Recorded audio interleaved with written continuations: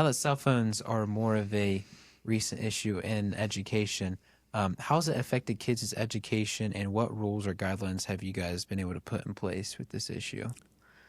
Well, it's been a struggle. And sometimes it's a struggle with adults, We're all addicted to our little handheld devices, and which, of course, takes away from instruction and paying attention in class. And also last year, legislature did pass the law that banning cell phones in schools, and we had to put our procedures in place to make sure that instructional time is protected. And we have a policy in place that during instruction, even teachers, everybody needs to have their phones put away. In elementary schools, there's no phone use at all.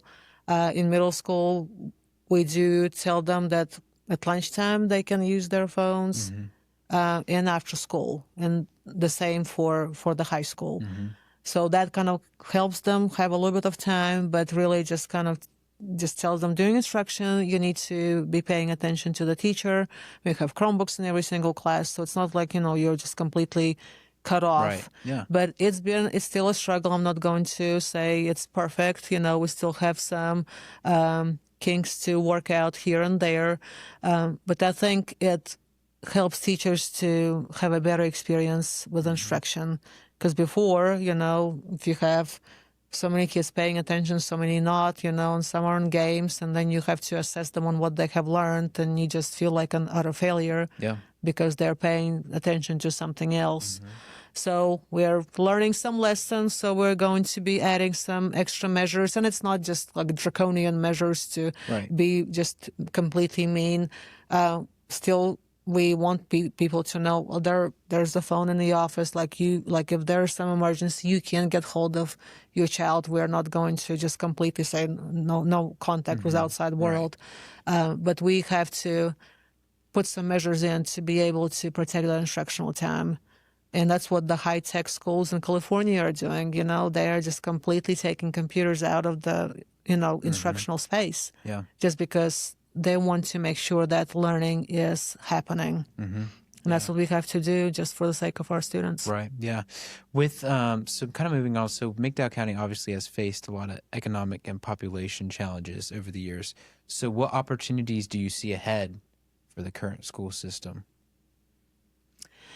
I think we are probably more focused and stronger. I think the flood last year taught us quite a lot of valuable things. Just taught us, schools are a part of the community. We are, not separate, and we depend on our relationships with community leaders to make sure, our students are supported. But it also taught us that whatever time we have with our students, we can really use it wisely. So like when we came back last year in March after 3 weeks of no school, like we were so focused, like did not skip a beat. We were able to make sure kids still get those skills that are needed, because nobody's going to say, well, you had this flood, and excuse you not having skills to be successful for the next grade. Right. Because we look at COVID, what it did. We are still catching up, because when everybody got shut down, there are a few months of like, well, there's no instruction. And what did we get? We got the kids with lack of essential skills that were haunting them for years to come. So it was a good lesson learned from that time. So we knew we needed to just jump in, because we don't get do-overs with our kids. Yeah. You don't get do-overs of like, oh, you're going to spend another year in 7th grade. Nobody wants to have that. So we need to get you ready to go into the 8th grade.